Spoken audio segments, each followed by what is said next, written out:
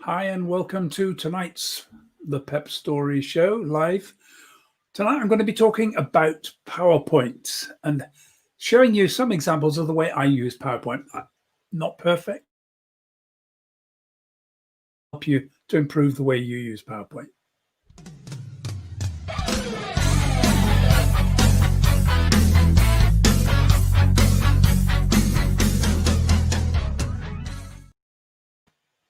So we're using PowerPoint. I know that PowerPoint is one of those topics which sparks so much emotion. There are some who just basically, at the moment you say you've got to do a presentation, the first thing I do is open the laptop, start filling up PowerPoint. And essentially, PowerPoint becomes a note system. They make notes in bullet points and single slides and great things, or they'll go to a colleague who's done a similar presentation, grab their PowerPoint presentation, shove it in, and really just try and adjust it and manage it so that it works. Sometimes I've seen people turn up to do a presentation. They haven't even looked through their colleague's presentation. They get halfway through the presentation to the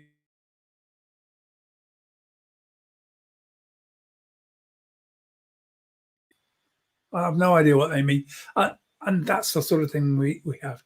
And I think the other thing that people do so often is talking to the slides, just turning around and instead of facing the audience, they're constantly just looking up at the slides and talking through what's going on there. And sometimes just literally reading off the slides. Well, yeah, might as well just send them a document. It's easier to read from a piece of paper than it is to read from a PowerPoint slide. So there are lots of ways that you can badly misuse PowerPoint, really, really misuse it. And the most important is you shouldn't ever start from PowerPoint. Remember, we're talking here about purpose, experience, passion, performance, and story. Those are the elements. PowerPoint slide isn't in that list. It's part of performance. It's part of the tools that you use to help to convey the message. You might use PowerPoint in order to help with a story. Use PowerPoint. I've seen people, particularly using Zoom, use some really great ideas around PowerPoint that I'm looking at myself, where they literally create a PowerPoint screen that comes up behind them and they're in the midst of it. And you can do that with all sorts of different things here. I've got various different visual aids that I can actually pull in from behind me, so that if I want to, I can be there stuck in a prison and trying to deal with so you can create atmosphere using basically slides, and that's essentially what that is. I won't leave us for the rest of the show inside a prison. I will take us back to a lounge view, but you can see that you can play with visuals in all sorts of good ways. So when I talk about PowerPoint, I'm not really just talking about PowerPoint. It might be Keynote, it might be Prezi, it might simply be visuals that you use behind you, just images.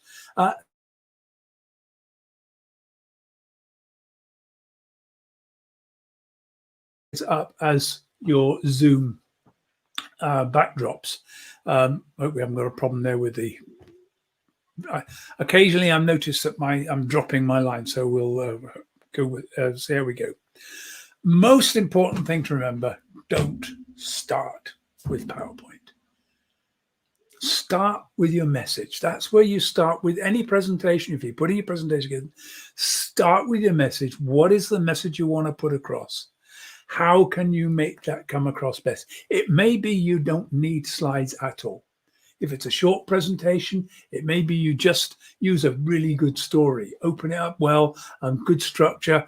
I've done quite a few of these. Most of my talks on public speaking don't use any PowerPoint slides at all. I sometimes revert to my good old faithful flip chart. In fact, I've got a green screen behind. There's my flip chart. And very often I stand up and present and use the flip chart as if I'm presenting to an audience as I would in a room, because that is a better audio-visual aid, better visual aid than a PowerPoint presentation, which actually can be quite constraining. It's very difficult sometimes to move out of it. Lots of things that you can do. online that you can't do face to face. I can bring up various different PowerPoints, and I can use a whole variety of tools. I'm not trying to be too clever tonight, so it's going to be very simple. So start with your message, look at opening, body, conclusion, get a good structured message. You can get clever as you become more proficient, but in all honesty, if everybody just did this, good, clear message, opening, body, conclusion, tell lots of stories, hey, wouldn't public speaking be dramatically improved? So what I'm going to do tonight is just to show you some of the slides I use.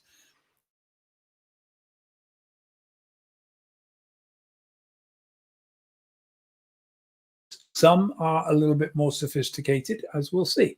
So I'm going to bring up my slides and we'll have a little look at where we are. Let's get rid of that banner. There we are. So that's basically the slide.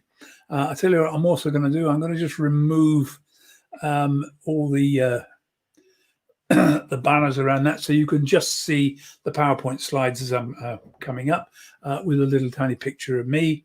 I can come in a bit bigger every so often just to remind you I'm still here, but there we go. So this is the PowerPoint slides that we're going to be looking at, and it's very, very simple. This is often a trans and non-binary inclusion presentation. The title varies depending upon what individual client might want, the message that they want to try and get across, message I want to get across. Sometimes this is called rethinking sex and gender. Sometimes it's just called transgender awareness. Is awareness about transgender. Sometimes I actually give it a really punchy title, treat everyone with dignity and respect. But and we can play with all sorts of titles if we want. Now let's have a look at what we do. When I start my presentation, I very often start with this statement: is it a boy or a girl? It's the first thing everybody wants to know, isn't it? The moment we're born, everybody wants to know, is it a boy? In fact, it's got worse than that. There's this new fad, this new idea come up of what are called gender reveal parties. So you have this big party and you have all sorts of clever ways in which you can reveal to the entire family, usually, whether it's a boy or a girl. In this case, it's going to be a balloon that's going to pop and out will come pink confetti or blue confetti for boy or for girl. I mean, we're getting very, very stereotypical.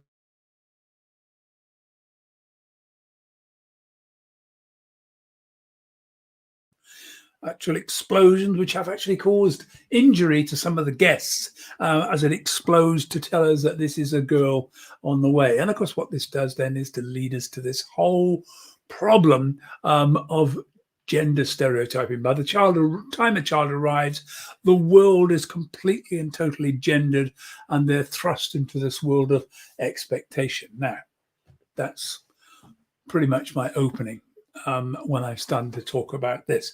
And I will then maybe lead on to a little talk about myself. When I was 6, my parents took me to a child psychiatrist, and I have a story about myself and the first indications that I might not be comfortable in my gender, which were missed. Nobody noticed them. And I then tell a story about school and the problems of bullying. And the idea behind this opening is I want to draw people in to how difficult it is growing. They think, you know what, life's not tough enough. I think I'll wear a dress. It's not like that. This is something we fight. It's difficult, and we're struggling with the whole issue of stereotypes. So I'm taking people through that journey, and I'm using slides to help me. So next part, and I'm just going to skip now into a much further. I asked the question, this is really my first point is all about growing up. And second point, we start to try and understand what is sex, what is gender. And one of the things I do here in most, if I've got time, depends on how long the presentation, I will try to get people to go and discuss this. If it's in a live room where people are all sitting together, then I get them in small groups of 3, just next to each other, talk about, what's sex, what's gender, come up with some ideas. If I'm on Zoom, then I can say, right, we're going to go into breakout rooms. We're going to give you 5 minutes, talk about, or 3 minutes, talk about what is sex, what is gender, come back and we'll have some feedback. When people come back,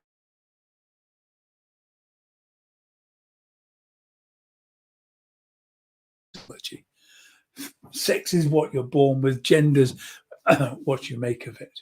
Yeah, sex is in the body, gender's in the mind. These are the sorts of things that I tend to get.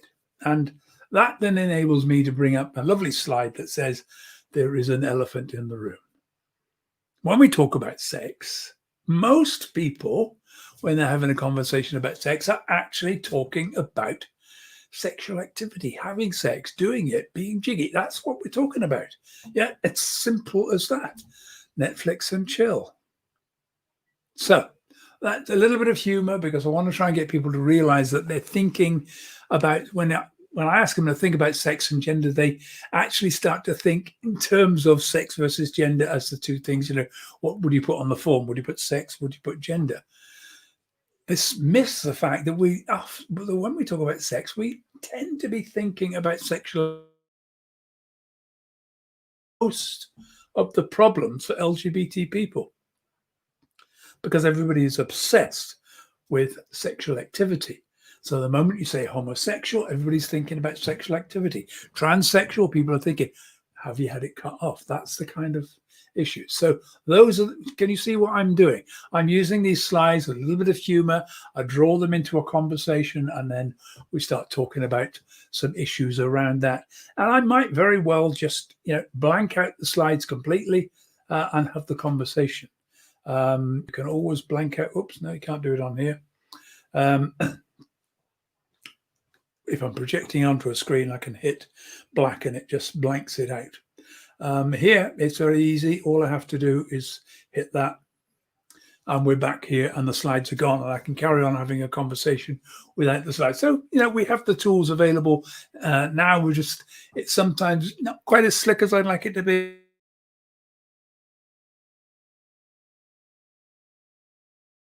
TV studio doing all this here. I'm doing it all by myself. So let's go back to those slides again just for a second and just see where we go next. So I do use text slides. So when we get into looking at the actual discussion of what is sex and what is gender, then I'm going to bring it up. Sex is about reproductive systems, about chromosomes, hormones, and gametes.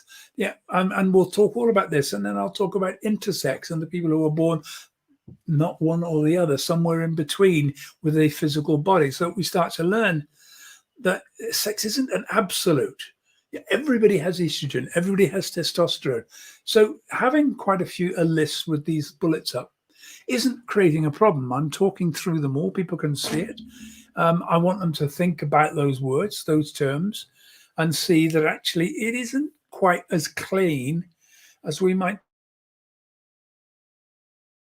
Gender's about all those things other than the body. It's about language, culture, the kind of education we get, the roles we're expected to play in life, the kind of jobs we'll have, what we wear, our appearance, our behavior. People's expectations are different depending on whether it's a boy or a girl. In fact, our entire place in society is determined very often by our gender. So we can actually start to look, and I can expand on this and we can explore it in some detail, or can keep it fairly tight depending upon what the audience. Now, my next stage is to move on to some graphical presentation of this. And so I use the genderbread person. It's a diagram that's been around a lot. And I can now talk about sex. Part of our gender is determined by our sex. Part about who we're romantically or physically attracted to. Part is about what's in our head. And I talk there about the problems of growing up and the fact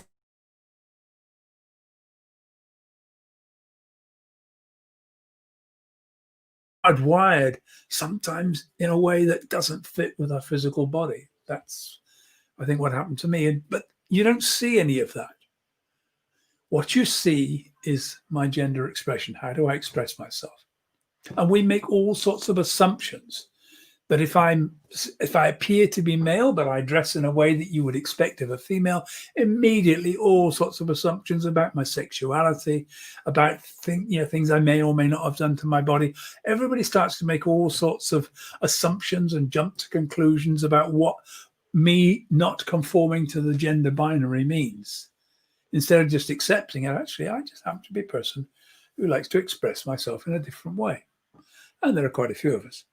And we can look then, and I use these bar charts to try and help. And again, you can start to be very, very clever. You know, you've got masculinity and femininity. And yeah, at the extreme, you masculinity with no femininity. And we don't tend to like that, do we? It's a bit narcissistic. It's the old sort of Arnie Schwarzenegger, Sly Stallone, the workout at the gym. It's the person who's more obsessed with themselves than they are with relationships. So everybody prefers men with a little bit of femininity. Everybody wants their man to be a little gay, just a little bit.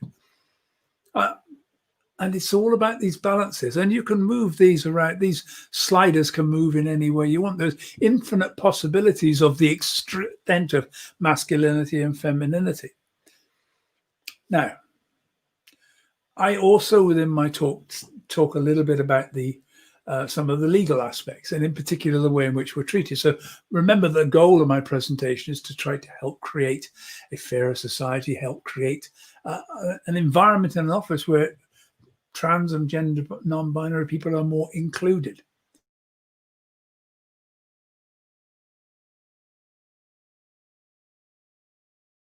I do a full presentation about the Equality Act. Sometimes if I'm doing a longer presentation, I might, but I like to remind people just about what those protected characteristics are. And we need to know that these are the factors. And I do a discussion about that. I'm not going to do that now because I do talk a lot about harassment, because this is the big problem. This is what we've got to try and stop. People being harassed just because they're different. And harassment in this country occurs when someone engages in unwanted behavior which is related to a relevant protected characteristic. Do you see why I needed that chart with all those protected characteristics? I wasn't going to talk about them all. I talk about a couple of them. But I need that to remind people what the protected characteristics are. And they will have got that. And it's just a reminder, because everybody's had 10 years now we've had this. People have had a reminder. So it's not overload to give that list. And maybe you want to not had that training. Would hope they had.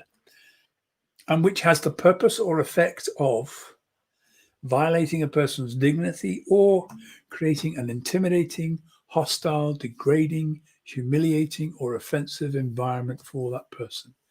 That is a very tough definition. You tell a joke in the office which is a bit, negative towards people who are gay or people who are black or people who are Muslim or people who are disabled. You don't know, just because everybody looks as if they're not gay or not disabled or not part of the discriminated group. You don't know if they're not married to someone who is, or have a son or daughter who is, or parents who are. You never know in any conversation who you're affecting. So I want to try and get people to understand that harassment can occur even when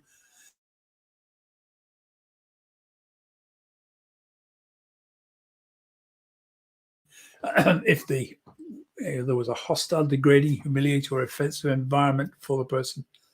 It's that person saying that, that was unwanted. What you did made me feel really, really bad, really, really uncomfortable and not wanting to be here. And that is harassment. That's the message I need to get across. Biggest way to harass trans people: use the wrong pronouns. Someone who's changed gender from male to female, call them him. That's harassment. If you keep on doing it, making occasional mistakes, one thing, but doing it purposely, that's harassment. Dead naming, using someone's old name because you knew what they used to be called, that's harassment. So that's really the message I'm trying to get to people to understand. What is it? And there are other things that I will bring up and talk about, and I will use slides to bring those up because I want to reinforce the point. I want to make it clear that people can see it. Now, here's one. There are so many labels now. Oh my God, look at this. We could be female, cisgender female. You could be gender non-conforming, gender questioning, gender variant, intersex. These are all labels that you could have. And if you can't find one there, well, don't worry, there are more. You can be neuter, trans person, trans third gender. Yeah, and there is more. Look at this: trans feminine, trans masculine. The thing is, There are still more. We've got no drag queens, female impersonators, shemale, ladyboy, and Travis Albanian swarm virgins. They haven't included those on the list. Most, I can't even pronounce most of these. They're mostly in the Pacific and Africa, Indonesia. It's a little bit of fun. There's lots and lots. I don't expect everybody to read everything on that. I don't want them to read everything on that slide. What the purpose of that slide, even with huge amounts of numbers, is just to show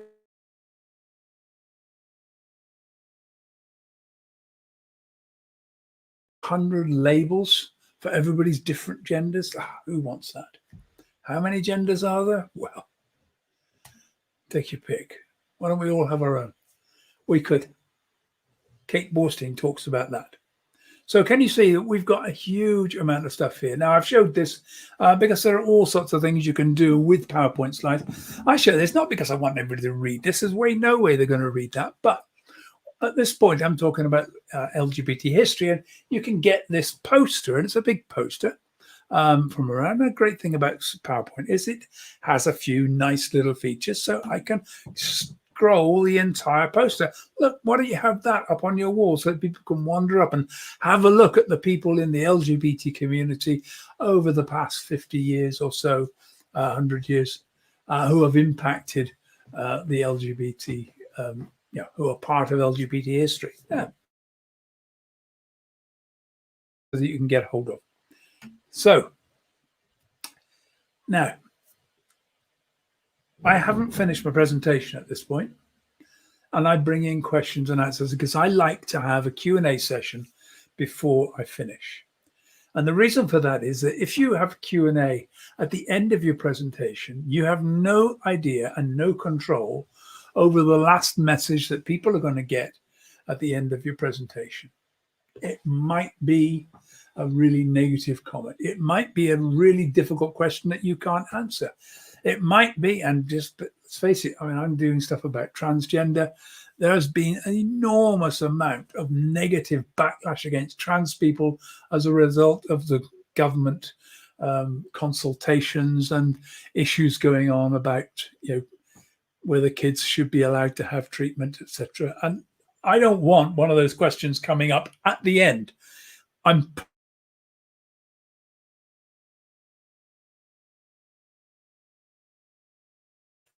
But then I go to my last one.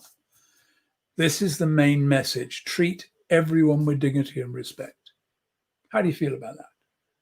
I'll ask a question. Hands up, how many of you are comfortable with the idea of treat everyone with dignity and respect? This is the mantra for equality and diversity across the world. This is the United Nations mantra for the Human Rights Act, or certainly Human Rights Agenda, Human Rights Charter. How many of you are comfortable with that? Really? Everyone. Murderers, pedophiles, sex offenders, rapists, everyone, terrorists.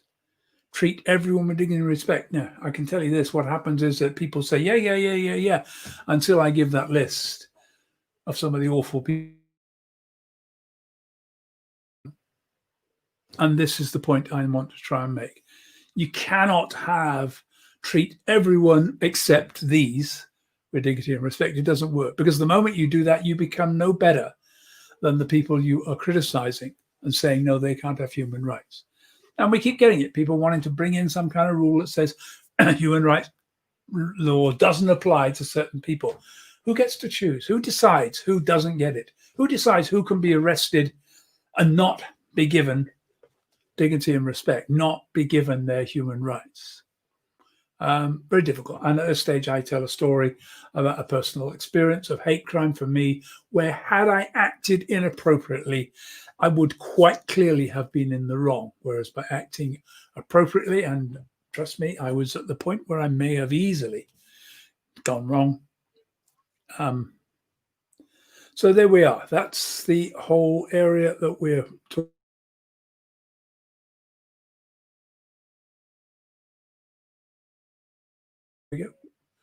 There we are. We're back. And I'm going to pretty much leave it there. Don't forget that I'm here tomorrow. I'm going to be carrying on this. I'm looking at inviting a few people to speak next week, so I can get some actual, have a chat to some speakers.